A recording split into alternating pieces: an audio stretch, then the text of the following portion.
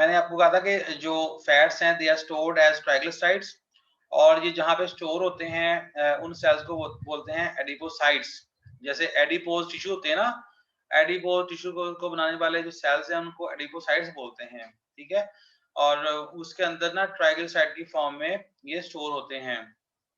फिर मैंने आपको बताया था कि जब आप रेस्ट के अंदर होते हैं, रेस्ट पोजीशन में होते हैं, तो उस वक्त आपका जो प्री डोमिनेंट सोर्स होती है एनर्जी की, वो फैट्स होते हैं। वैसे तो बॉडी जो है ना वो सारी सोर्सेज को यूज करती है, लेकिन वक्तन फवक्तन ये अपने आप को स्विच ओवर करती रहती है डिफरेंट जो आपकी जो एनर्जी देने वाले कंपोनेंट्स की तरफ। आमतौर पे कार्बोहाइड्रेट्स को भी यूज किया जाता है, लेकिन फैट्स जो हैं जब आप रेस्ट में होते हैं तो उस वक्त फैट्स को ज्यादा यूज किया जाता है, कि ना। फैट मतलब एक तो रेस्ट में हो, दूसरा आप फास्टिंग में हो, ठीक है। लेकिन जब आप वेल फेड स्टेट में होते हैं, यानी कि आपने खाना खाया है, और खाना खाया तो उसमें आपने कार्बोहाइड्रेट्स भी लाजमी कंज्यूम किए होंगे, तो उसकी वजह से इंसुलिन लेवल जो है ना वो ज्यादा हो जाता है ब्लड में, ठीक है ना। इंसुलिन लेवल जब ज्यादा होगा तो उस वक्त भी आपकी जो रिक्वायर्ड एंजाइम्स होते हैं जो कि लिपोलाइसिस के अंदर इन्वॉल्व होते हैं वो एक्टिवेट नहीं हो पाते, ठीक है।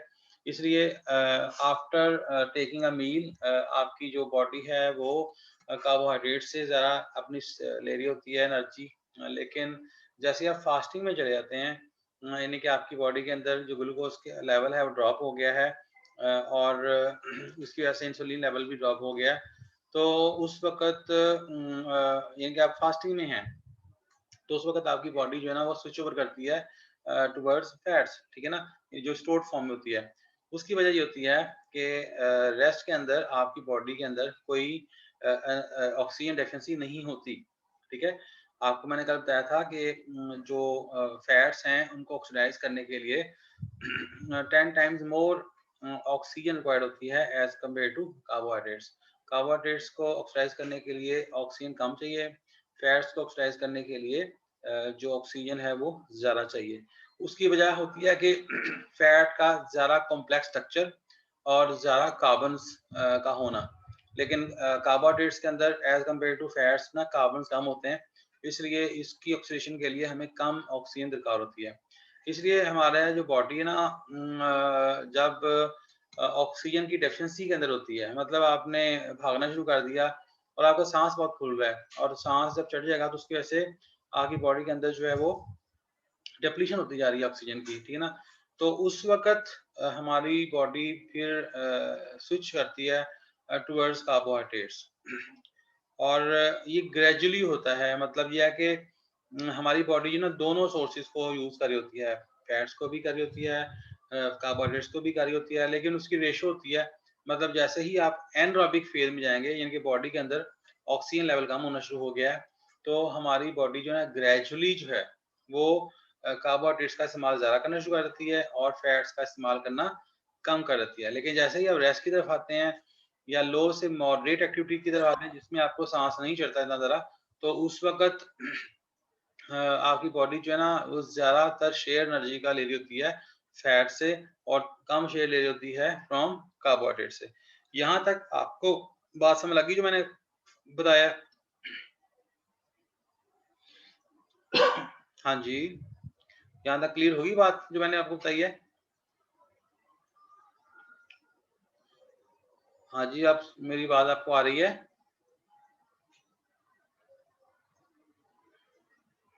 No sir. आवाज नहीं आ रही?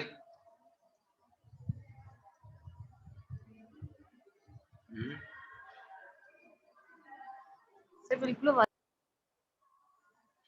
बिल्कुल क्या?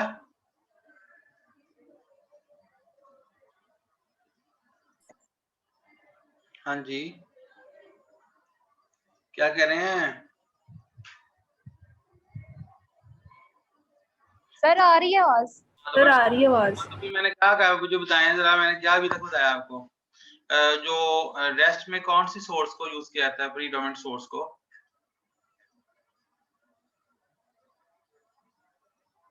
हाँ जी, बताएं ना, बोलते नहीं अब।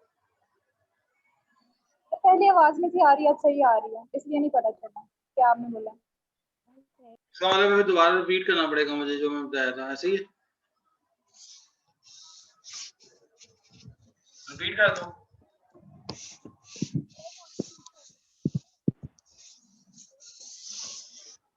हाँ जी, रिपीट कर दूं दोबारा?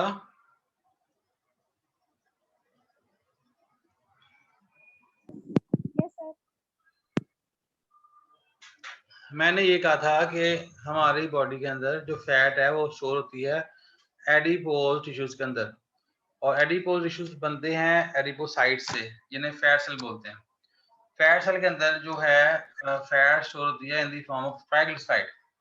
ट्राइग्लिसराइड के अंदर क्या क्या होता है? ग्लिसरॉल एक होता है और 3 फैटी एसिड होते हैं। जब हम रेस्ट में होते हैं तो हमारी बॉडी ज्यादा एनर्जी का शेयर लेती है फैट से और कम शेयर लेती है एनर्जी का फ्रॉम कार्बोहाइड्रेट। उसकी वजह यह होती है कि फैट को ऑक्सीडाइज करने के लिए 10 टाइम मोर ऑक्सीजन रिक्वायर्ड होती है एज कम्पेयर टू कार्बोहाइड्रेट्स, क्योंकि फैट के अंदर जो है ज़्यादा कार्बन होते हैं और कार्बोहाइड्रेट्स के अंदर कम कार्बन होते हैं। इसीलिए फैट को ऑक्सीडाइज करने के लिए ज़्यादा ऑक्सीजन दरकार होगी, और इसीलिए जब आप रेस्ट में होते हैं या लो से मॉडरेट एक्टिविटी करते हैं और फास्टिंग में भी होते हैं, ठीक है, उस वक्त आपकी बॉडी के अंदर जो डोमिनेंट सोर्स होती है एनर्जी की वो फैट होती हैं। ठीक है, जैसे जैसे आप एक्टिविटी स्टार्ट करते हैं और आपका सांस जो है फूलना शुरू हो जाता है, यानी कि आपकी बॉडी के अंदर ऑक्सीजन की डिप्लीशन होना शुरू हो जाती है, तो फिर आपकी बॉडी जो है ना वो ऐसी सोर्स को यूज करती है जिसमें कम से कम ऑक्सीजन दरकार हो,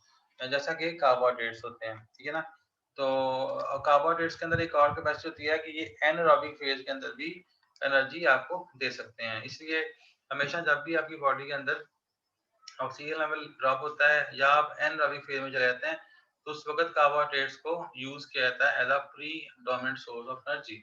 क्योंकि हम फैट को यूज इसलिए नहीं कर सकते क्योंकि ऑलरेडी बॉडी के अंदर डेफिशिएंसी हो चुकी है ऑक्सीजन की। ठीक है ना, तो उस वक्त बहुत मुश्किल हो जाएगा फैट को ऑक्सीडाइज करना। इसलिए अगर आपने वेट लॉस करना है, आपने फैट बर्न करनी है, तो सबसे अच्छा तरीका ये होगा कि आप फास्टिंग में हो, ओवरनाइट फास्ट अगर हो, रात को मतलब सोए हैं सुबह उठे हैं, तो नाश्ता करने से पहले आप एक्सरसाइज शुरू कर लें। ठीक है ना, उससे आपका सबसे ज्यादा फैट बर्न होगा। ठीक है जी, अब समझ लगी मेरी बात की मैंने क्या कहा?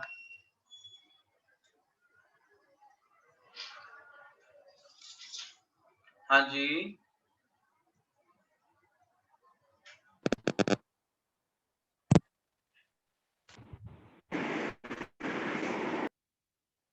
हाँ जी, समझ लगी है? फिर मैं बोलता रहता हूँ, ठीक है, फिर अगर ना लगे तो यस सर। ठीक है। अच्छा, इसके बाद जी मैं कह रहा था कि आपकी जो एडिपोसाइट्स होते हैं they have two type of receptors.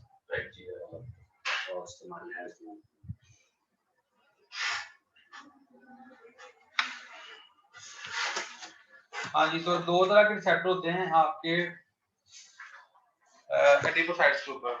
ठीक है, एडिपोसाइट्स के ऊपर दो तरह के रिसेप्टर होते हैं, alpha receptor and beta receptor. ठीक है, जिस तरह से आम सेल होते हैं ना उनके ऊपर इंसुलिन के रिसेप्टर होते हैं, ठीक है ना, वैसे वैसे आपके एडिपोसाइट्स हैं उनके ऊपर अल्फा और बीटा रिसेप्टर होते हैं। अल्फा रिसेप्टर का मतलब होता है कि अगर अल्फा रिसेप्टर एक्टिवेट होते हैं तो लिपोलाइसिस स्लो होती है, अगर बीटा रिसेप्टर एक्टिवेट होते हैं तो लिपोलाइसिस फास्ट होती है। यानी कि दोनों के दोनों जो आपके अल्फा और बीटा रिसेप्टर हैं ये अल्टीमेटली लाइपेज एक्टिविटी को इनिशिएट करते हैं। लेकिन अगर अल्फा रिसेप्टर एक्टिवेट होता है तो वो जो है लाइपेज एक्टिविटी को जरा कम करेगा, मतलब है कि लाइपेज कम एक्टिव होगा, लेकिन बीटा रिसेप्टर जो है ना वो लाइपेज एक्टिविटी को ज़्यादा फास्ट करेगा, जिसकी वजह से ज़्यादा जो फैट्स हैं वो यानी कि ट्राइग्लिसराइड्स हैं वो ब्रेकडाउन होते हैं। और आपको पता है कि लाइपेज क्या करता है, लाइपेज ग्लिसरॉल के साथ जो बॉन्डिंग होती है फैटी एसिड की उसको तोड़ देता है। ठीक है, यानी कि जो उसकी बॉन्डिंग होती है उसको तोड़ता है और उसकी वजह से फ्री फैटी एसिड डेवलप होते हैं। यानी कि ट्राइग्लिसराइड जब टूटता है ना लाइपेज एक्टिविटी से, तो उससे हमें अल्टीमेटली क्या मिलता है, बताएं जरा मुझे। जब लाइपेज एक्टिविटी होती है तो हमें उसका एंड प्रोडक्ट क्या मिलती है, बोलते हैं? हाँ जी, फिर शुरू कर गए।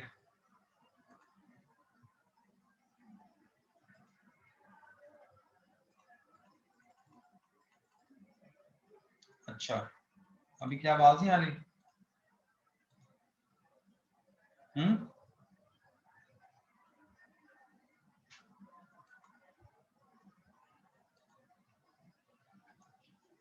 अच्छा, यहाँ पे मैं आपको ना थोड़ा स्केच बना के दिखा रहा हूँ, ठीक है, कि आपके जो है जो अल्फा बीटा रिसेप्टर्स जो है ना वो, अच्छा, अल्फा बीटा रिसेप्टर्स को एक्टिवेट करने के लिए हमें हार्मोन चाहिए होते हैं, ठीक है ना।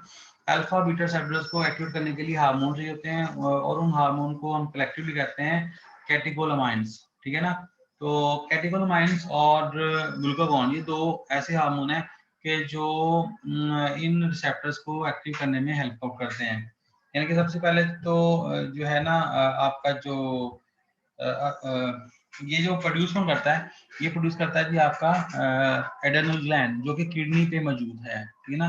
किडनी पे जो मौजूद है एड्रेनल ग्लैंड जो है ना, वो आपका प्रोड्यूस करता है एड्रेनल ग्लैंड।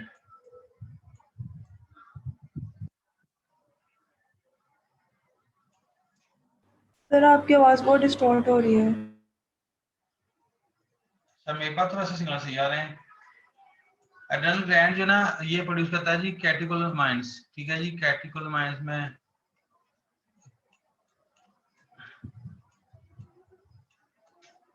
कैटेकोलामाइंस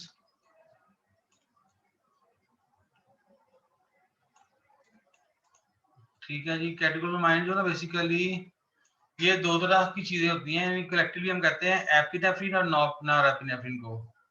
पहले नाम आपने सुना भी होगा, एपिनेफ्रिन, एपिनेफ्रिन और नॉरएपिनेफ्रिन को, ठीक है। यानी कि दोनों को कलेक्टिवली हम कहते हैं कैटेकोलामाइंस, नॉरएपिनेफ्रिन।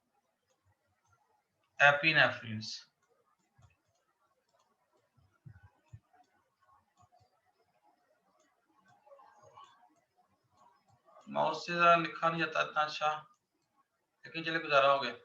तो एपिनेफ्रिन और नॉरएपिनेफ्रिन जो ना दोनों को हम क्या कहते हैं कलेक्टिवली कैटेकोलामाइंस। तो इन्होंने जाके क्या करना होता है जी, एडिपोसाइट्स पे जो अल्फा या आपके बीटा रिसेप्टर्स हैं उनको क्या करना होता है, एक्टिवेट करना होता है, ठीक है ना।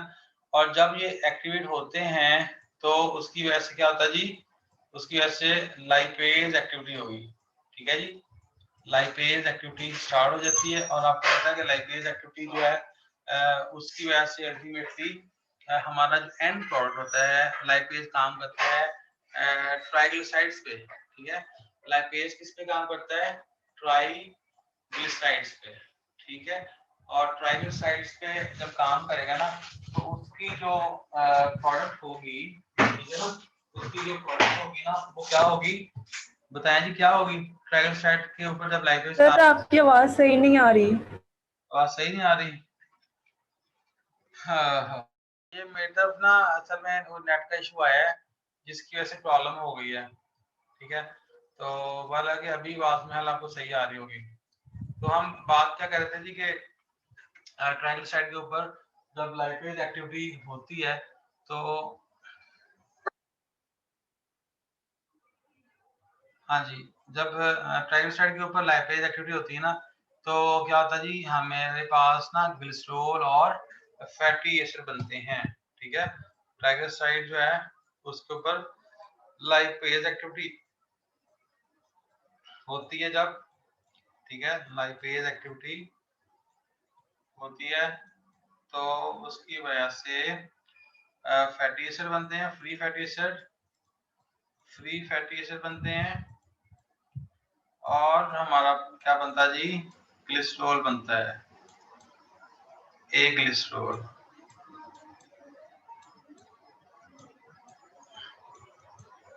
ठीक है जी। यानी कि ट्राइग्लिसराइड में कितने फैटी एसिड होते हैं बताएंगे मुझे कोई? ट्राइग्लिसराइड में कितने फैटी एसिड होते हैं? हाँ जी, 3। हाँ 3। तो यहाँ पे 3 ही बनेंगे, ठीक है। 3 फैटी एसिड होते हैं तो 3 फैटी एसिड निकलेंगे और एक ग्लिसरॉल निकलेगा। यहाँ तक आपको क्लियर हो गया कि हमारे पास अब ना आगे हैं 3 फैटी एसिड और एक ग्लिसरॉल का मॉलिक्यूल। अब हमने ना इनको अलग अलग जो है ना इनको मेटाबॉलिज्म में डालना है, ठीक है। सबसे पहले मैं आपको ग्लिसरॉल के बारे में कहता हूँ, ब्रीफ के ग्लिसरॉल कैसे मेटाबॉलिज्म में जाएगा, ठीक है। तो उसके बारे में सबसे पहले हम बात करते हैं कि ग्लिसरॉल जो है ना वो किस तरह से ये जाएगा। तो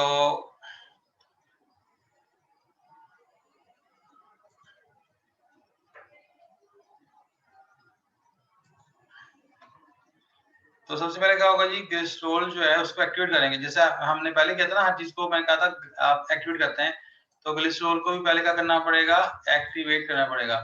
एक्टिवेट करने के लिए क्या करना पड़ेगा बताएंगे बता कोई, कैसे एक्टिवेट करेंगे?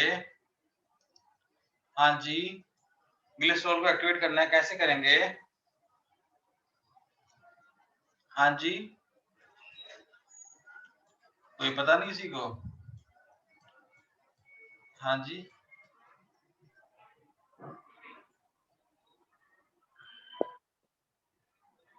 एटीपी यूज करेंगे, उसका फॉस्फेट आएगा, और जहाँ पे जो डायमंड वॉल है उसको कहते हैं ग्लिसरो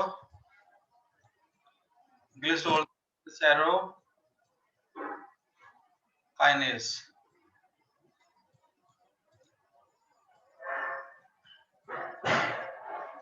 ठीक है जी, ये आपका एंजाइम है, ये क्या करेगा, ये ग्लिसरॉल को एक्टिवेट करेगा, और ग्लिसरॉल जो है ना उसको कन्वर्ट करेगा ग्लिसरॉल 6 फॉस्फेट के अंदर।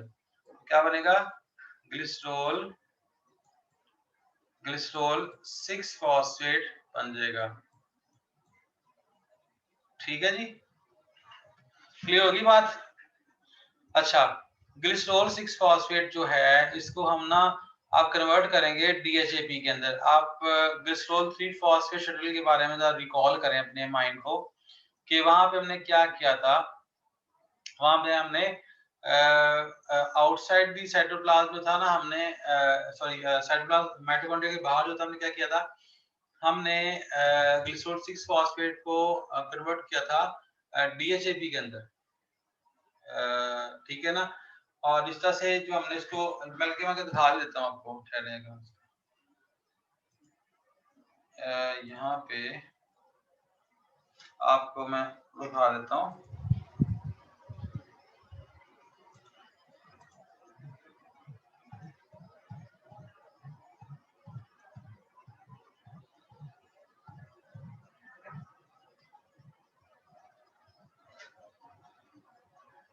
हाँ जी,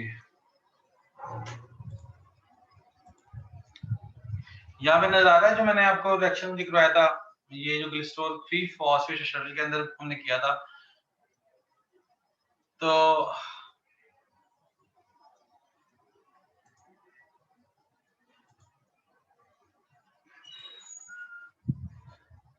क्यों करना पड़ेगा, 3 करना पड़ेगा।